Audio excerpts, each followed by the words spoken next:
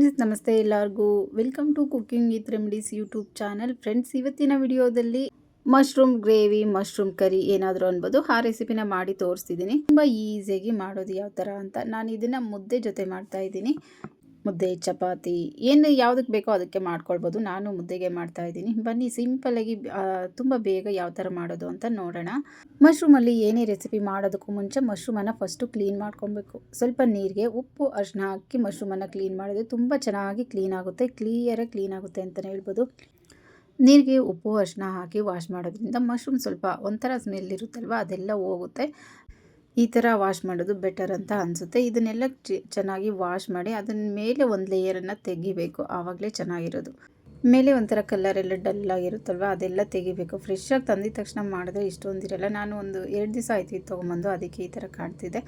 ಈ ಒಂದು ಲೇಯರ್ ತೆಗೆದ್ರೆ ತುಂಬ ಚೆನ್ನಾಗಿ ಇರುತ್ತೆ. ಎಲ್ಲದನ್ನು ಅಷ್ಟೇ ಸ್ವಲ್ಪ ಹೊತ್ತು ನೀರಲ್ಲಿ ಹಾಕಿದ್ರೆ ಮೇಲೆ ಚೆನ್ನಾಗಿ ಆ ಸಿಪ್ಪೆ ಥರ ಎಲ್ಲ ಚೆನ್ನಾಗಿ ಬಂದ್ಬಿಡುತ್ತೆ. ಸ್ವಲ್ಪ ಹೊತ್ತು ನೀರಲ್ಲಿ ಹಾಕಿ ಈ ಥರ ಕ್ಲೀನ್ ಮಾಡಿ ಇಟ್ಕೊಳ್ಬೇಕು.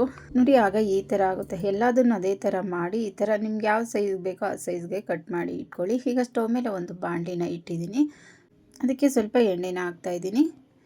ಅದರಲ್ಲಿ ಮಶ್ರೂಮನ್ನು ಹಾಕಿ ಸ್ವಲ್ಪ ಹೊತ್ತೆಲ್ಲ ಫ್ರೈ ಮಾಡ್ಕೊಳ್ಬೇಕು. ಆವಾಗ ಆ ಸ್ಮೆಲ್ಲೆಲ್ಲ ಹೋಗುತ್ತೆ, ಚೆನ್ನಾಗಿ ಫ್ರೈ ಆಗುತ್ತೆ, ಹಾಗೆ ಟೇಸ್ಟು ಕೂಡ ಚೆನ್ನಾಗಿ ಇರುತ್ತೆ.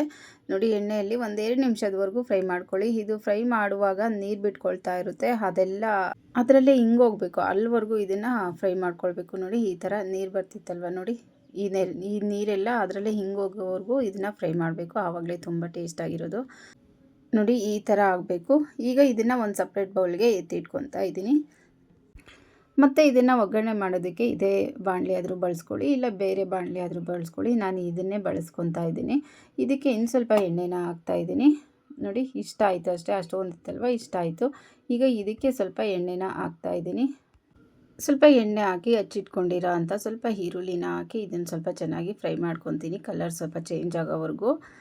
ಆಮೇಲೆ ಸ್ವಲ್ಪ ಟೊಮೆಟೊ ಹಾಕಿ ಅದನ್ನು ಸ್ವಲ್ಪ ಎಲ್ಲ ಚೆನ್ನಾಗಿ ಸಾಫ್ಟ್ ಆಗೋವರೆಗೂ ಫ್ರೈ ಮಾಡ್ಕೊತೀನಿ. ನೋಡಿ ಈ ಥರ ಸಾಫ್ಟ್ ಆಗೋವರೆಗೂ ಫ್ರೈ ಮಾಡ್ಕೊತೀನಿ. ಆಮೇಲೆ ಸ್ವಲ್ಪ ಧನಿಯಾ ಪೌಡರ್, ಸ್ವಲ್ಪ ಶುಂಠಿ ಬೆಳ್ಳುಳ್ಳಿ ಪೇಸ್ಟ್, ಸ್ವಲ್ಪ ಚಿಲ್ಲಿ ಪೌಡರ್, 1 ಸ್ಪೂನ್ ಗರಂ ಮಸಾಲನ ಹಾಕಿ ಅದನ್ನು ಎಲ್ಲ ಚೆನ್ನಾಗಿ ಎಣ್ಣೆಯಲ್ಲಿ ಫ್ರೈ ಮಾಡ್ತೀನಿ. ಇದೆಲ್ಲ ಸ್ವಲ್ಪ ಚೆನ್ನಾಗಿ ಫ್ರೈ ಆಗೋದ್ಮೇಲೆ ಆಮೇಲೆ ಎಣ್ಣೆಯಲ್ಲಿ ಫ್ರೈ ಮಾಡಿ ಇಟ್ಕೊಂಡಿರೋ ಅಂಥ ಮಶ್ರೂಮ್ ಹಾಕಿ ಸ್ವಲ್ಪ ನೀರನ್ನು ಹಾಕಿ ಟೇಸ್ಟ್ಗೆ ಎಷ್ಟು ಬೇಕೋ ಅಷ್ಟು ಉಪ್ಪು ಹಾಕಿ ಸ್ವಲ್ಪ ನೀರು ಹಾಕಿ ಬೇಯಿಸಿದ್ರೆ ಮಶ್ರೂಮ್ ಕರಿ ಅಥವಾ ಮಶ್ರೂಮ್ ಸಾಂಬಾರ್ ರೆಡಿ ಆಗುತ್ತೆ.